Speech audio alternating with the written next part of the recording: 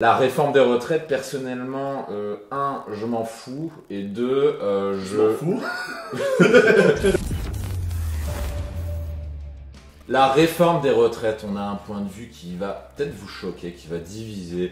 Vous allez certainement vous dire, en voyant cette vidéo, qu'on est deux jeunes cons, deux jeunes prétentieux, deux mecs qui anticipent pas l'avenir, qui n'ont pas la vision long terme. J'en sais rien. Toujours est-il qu'on va vous donner un avis assez tranché sur la réforme des retraites en cours et le point de vue de la retraite en général. Vous pourrez être d'accord ou pas d'accord. Dans tous les cas, ce qu'on vous invite, c'est déjà pas être dans la haine machin, et de deux, à le commenter dans cette vidéo. Ce sera intéressant pour nous de savoir, pour savoir ce que vous pensez de l'avis tranché, mais avec des arguments derrière que John et moi, puisqu'on est totalement en ligne sur ça, on va vous dire. Donc, accrochez-vous. Il va y avoir beaucoup de choses. Tout d'abord, on va se présenter si vous découvrez notre chaîne. Donc, je suis Mike et je suis John de l'agence Side Business, qui est l'agence de deux salariés riches en CDI qui vous apprennent à doubler vos revenus, à tripler vos revenus sans quitter votre CDI, notamment à prendre vos responsabilités, non plus dépendre de quelqu'un d'autre, non plus de pas dépendre de l'État-providence ou autre chose. C'est un petit peu l'argumentation de notre point de vue, qui est autant ne pas vous tuer le suspense, on va vous dire. La réforme des retraites, personnellement, un, je m'en fous, et deux, je m'en fous. Et deux, je ne compte pas dessus. Mais à aucun moment, je ne compte dessus. Bah, en Est-ce que tu peux développer toi? Déjà, disons que moi, je me sens d'autant plus pas concerné du fait que même l'âge qui est aujourd'hui est déjà trop loin pour moi. C'est-à-dire que je me vois, là je sais même pas, pour te dire, je connais tellement rien, je sais qu'ils veulent le mettre plus loin et que les gens sont agacés, surtout les cheminots qui, du coup, ils vont avoir... c'est ça, c'est la fin des régimes spéciaux, l'âge pivot, c'est tous ces trucs-là. Mais globalement, en fait, peu importe quel est le régime aujourd'hui, déjà c'est trop loin pour moi. C'est tout con, mais moi j'envisage pas forcément de passer jusqu'à 45, 60, 62 ans pour être capable de payer mon paquet de pâtes pour pouvoir bouffer tous les soirs. Donc déjà, juste la réforme des retraites aujourd'hui, se dire repousser l'âge, bah déjà l'âge actuel il est trop loin, mais il n'est pas trop loin parce que je suis un fainéant, il est trop loin parce que je veux mettre des systèmes en place qui vont me permettre de sortir plus tôt. Donc en fait, 60 ou 62 ans, je me dis, mais dans tous les cas, je dois pas compter dessus. Oui, surtout que tu te dis, si ma retraite financée par l'État, retraite par l'État, c'est à 65 ans, tu dis effectivement ça fait très loin et tu te dis, mais bien avant ça, parce que la réalité c'est qu'à 50 ans tu es déjà usé, et je le vois tout autour du monde. Il y a des mecs, parce que peut-être que certaines personnes qui vont regarder cette vidéo vont se dire, ouais mais vous verrez à 65 ans, vous ferez pas les malins, à 50 ans déjà vous avez commencé à pleurer machin. Je dis oui effectivement, je pense qu'à 50 ans je vais commencer à être usé. Et c'est justement parce que j'ai pas envie d'attendre d'avoir 65 ans pour recevoir quoi, 1000 € par mois. Je suis désolé, mais je compte pas sur l'État pour ça. Quand, par exemple, quand j'étais allé voir ma grand-mère il y a quelques temps, non, c'était pas quand j'étais allé voir, j'avais au téléphone, et à un moment on parlait de ça, de la retraite, et elle m'avait déjà dit une fois, mais j'ai oublié le montant, et je lui ai fait, ouais, mais grand-mère, enfin mamie, c'est combien ta retraite? C'est même pas 1000 € par mois, c'est un truc comme ça. Ouais, c'est dégueulasse, mais tu fais... Et elle a la chance de la maison dans laquelle elle habite d'en être propriétaire. C'est ça, j'allais dire, en fait. Je me dis, quelqu'un qui a pas cette chance... Bah tu places, allez, parce que tu vas avoir des aides et autres, mais si tu prends un logement vraiment modeste et à taille modérée, bah tu vas en avoir pour 250, 300, allez, maxi 400 € par mois, tout dépend où tu vis une fois que tu as eu toutes les aides, mais en gros tu as déjà passé la moitié de tes revenus liés à ta retraite pour te loger. Mais juste payer ton loyer, après il faut payer toutes les factures, c'est pas parce que t'es retraité que tes factures d'électricité coûtent moins cher, ou tes factures de gaz, enfin tous ces trucs-là. Et ça continue à augmenter avec l'inflation. Bah bien sûr. Et la retraite ne suit que rarement l'inflation, enfin ça c'est un fait. Bah, à peine. Donc ça veut dire que tu perds en niveau de vie chaque année, quoi. C'est ça que ça veut dire. Et c'est là où nous en fait... Ça va peut-être être difficile de le dire comme ça, mais c'est la réalité, c'est vraiment ce qu'on pense. C'est qu'on s'en fout de tout ce qui se fait, on s'en fout que des gens perdent leurs privilèges, parce qu'on part du principe que s'ils se battent pour ça, bah déjà, nous on se bat pas pour notre retraite, parce qu'elle est super. Enfin, je croise les doigts pour qu'elle soit quand même super loin, l'âge à laquelle j'atteins la retraite du point de vue de l'État, bien évidemment. Bah, sinon on est déjà mort, on est déjà fini. Surtout si on pense à ça, si on pense à quand est-ce qu'on s'arrête. Donc c'est très intéressant ce que tu viens de dire, la retraite du point de vue de l'État. C'est-à-dire qu'aujourd'hui, la retraite du point de vue de l'État, c'est à peu près, donc ça va être l'âge pivot qui est autour de 64, d'après les derniers articles qui sont passés au moment où on tourne cette vidéo. et autour de 60 ans avec l'ancien régime. Mais ça, c'est la retraite selon l'État. Et la question qu'on vous invite à vous poser, c'est une vraie question de fond. C'est pas d'avoir le raisonnement de salarié, la retraite selon l'État, c'est 60-64 ans, c'est de vous dire, vous voulez être à quel âge à la retraite? Parce que c'est sûr que si vous voulez attendre l'âge de la retraite dicté par l'État avec la pension de l'État à la fin, oui, c'est 64 ans. Mais est-ce que vous voulez pas partir plus tôt à la retraite? C'est une vraie question. Est-ce que t'as pas envie de partir à 50 ans à la retraite? Et franchement, quand je vois l'état d'épuisement de certaines personnes à 50 ans, je me dis, mais en fait, il faut que tu fasses tout pour te barrer à la retraite bien avant. Bien sûr. Ou du moins, si tu fais pas ce qu'il faut pour te barrer à la retraite bien avant, te dire j'arrête définitivement, purement et simplement, c'est d'être capable de dire je continue de travailler, mais en telle proportion. Parce que d'un autre côté, vous pouvez être passionné par ce que vous faites. Nous, on en voit dans nos métiers des gars qui sont salariés jusqu'à 62 ans. À 62 ans, ils quittent l'entreprise. Et ils viennent en cumul emploi-retraite. Le mois d'après, ils reviennent bosser parce qu'ils ont la forme, l'énergie et surtout parce qu'ils adorent ce qu'ils font. Mais je pense que si on leur avait proposé de bosser que 20 heures ou 15 heures par semaine 10 ans auparavant, ils l'auraient déjà fait parce qu'ils voulaient garder un pied là-dedans. Ils s'éclatent, ils adorent ce qu'ils font. La pénibilité était peut-être pas si dure que ça et ça leur permettait de faire encore ce job. Voilà, l'autre jour, je suis allé dans une agence, dans un entrepôt. Il y avait un mec qui avait 74 ans. Alors, productivité dégueulasse. Hein. Je pense que c'est le mec qui a le pire ratio de tout l'entrepôt. Mais le mec, il vient tous les jours, 74 ans, parce qu'il adore son métier, il adore le contact avec les gens, et il est là tous les jours au boulot. C'est un truc de dingue, 74 ans en cumul emploi-retraite. D'ailleurs, c'est magnifique parce que tu peux licencier un salarié. Et comment tu fais pour licencier un retraité? Ah oui, très bon. Est-ce que tu peux le faire? Est-ce que tu peux le faire? C'est le mec le moins productif de l'entreprise, même si on voulait. Alors le mec, tant qu'il est vivant, il est impossible à sortir. Oui, c'est ça. Et c'est lui qui du coup fait son rythme. Et là, lui, il est très bien. Il a sa retraite. Il vient bosser un petit peu à côté. Et il a son bon rythme. Sauf qu'il le fait à 74 ans. Pour ma part, quand je vous dis que j'ai envie d'être à la retraite super tôt, c'est que j'ai envie de me dire, en fait, à 40 ans, est-ce que tu veux toujours bosser? Et dans quoi tu veux bosser? Et combien de temps tu veux bosser? Et ça, c'est une vraie question. Il n'y a que vous qui pouvez répondre. Il y en a qui vont se dire non, je fais ma vie carpe diem, et puis à 50 ans, de toute façon, j'aurai un cancer ou je sais pas quoi. J'ai des gens qui m'ont déjà sorti ça. Ouais, c'est ça. Pareil pour l'alcool. J'ai déjà eu des gens qui étaient addicts à l'alcool et machin.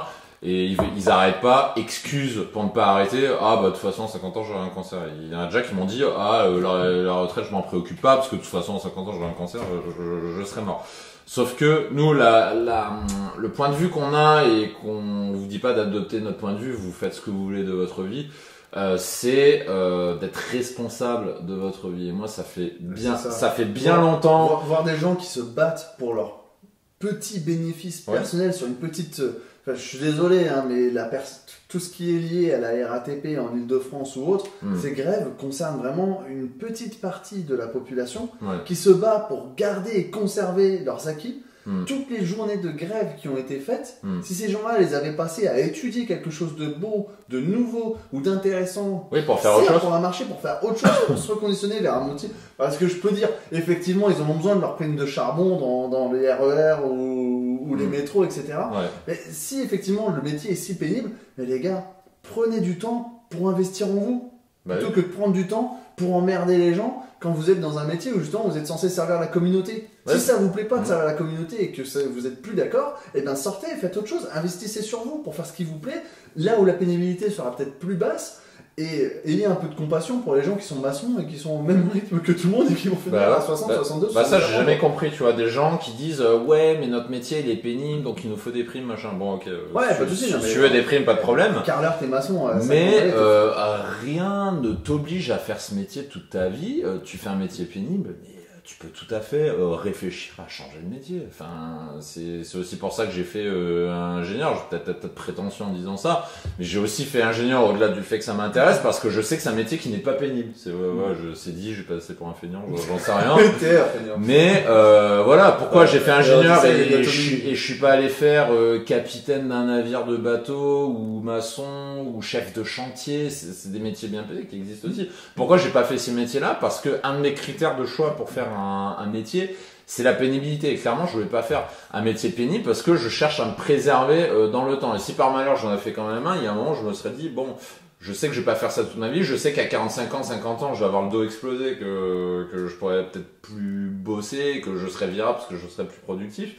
Mais voilà, il y a deux façons d'agir face à ce genre de truc. Il y a la façon d'agir qui est très française, qui est, j'appelle ça l'État-providence, de s'en remettre à l'État, de manifester pour dire « Oh, l'État, faites quelque chose, augmentez les primes, augmentez les pensions de retraite, etc. » qui est la première solution. Et moi, je suis en désaccord avec cette solution. Je préfère la deuxième solution, qui est de te dire « Ok, bah, je prends mes responsabilités, c'est ma vie ne dépend que de moi. » Et si je veux partir à la retraite plus tôt, ne pas être dépendant de l'État et surtout avoir une pension qui sera pas misérable comme ce que j'ai pu entendre, mais qui soit décent, il y a que toi qui peut te donner ça. L'État n'est pas ta maman, n'est pas ton papa. L'État ne va pas te sauver. Ça fait des années que j'ai fait le deuil de l'État. Je sais très bien que l'État viendra pas à mon secours quand j'aurai 60 ans. Quand on voit à quel point les gens aujourd'hui se plaignent de ce qu'ils ont, ouais.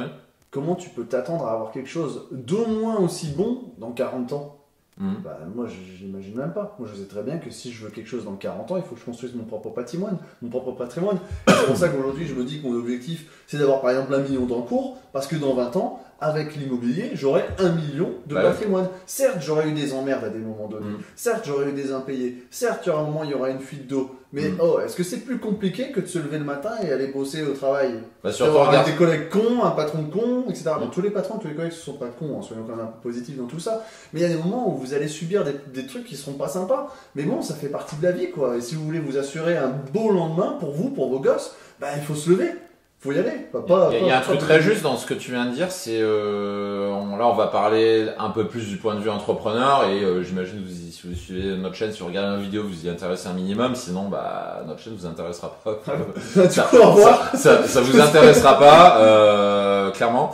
Et si on parle un peu de stratégie de risque, honnêtement, qu'est-ce qui est le plus risqué? Est-ce que c'est plus risqué de rester dans son boulot, CDI, confort, machin, d'attendre 40 ans, et donc, par exemple, à 25 ans, vous faites le choix de, voilà, dans 40 ans, j'aurai 64, 65, je prendrai ma retraite. Donc, vous faites un pari à l'avenir sur 40 ans, sur quelque chose qui ne dépend pas de vous. C'est l'État, c'est le système financier aussi derrière, puisque l'État dépend de ça. Donc en fait, vous remettez le risque échappe totalement à votre contrôle et vous le mettez chez l'État. Et c'est qui le fou? Est-ce que le fou, c'est le mec qui va se dire ah bah c'est bon, j'aurai ma retraite plus tard et qui prend le risque de dépendre complètement d'un acteur extérieur, ou est-ce que le fou, c'est celui qui va se dire non, je ne compte pas sur l'État, je prends mes responsabilités et ma retraite, je vais me la construire moi-même, je vais faire les investissements qu'il faut, je vais monter mes side business pour générer plus de revenus plus rapidement, pour pouvoir l'investir, non pas dans 40 ans, mais très très vite, et finalement,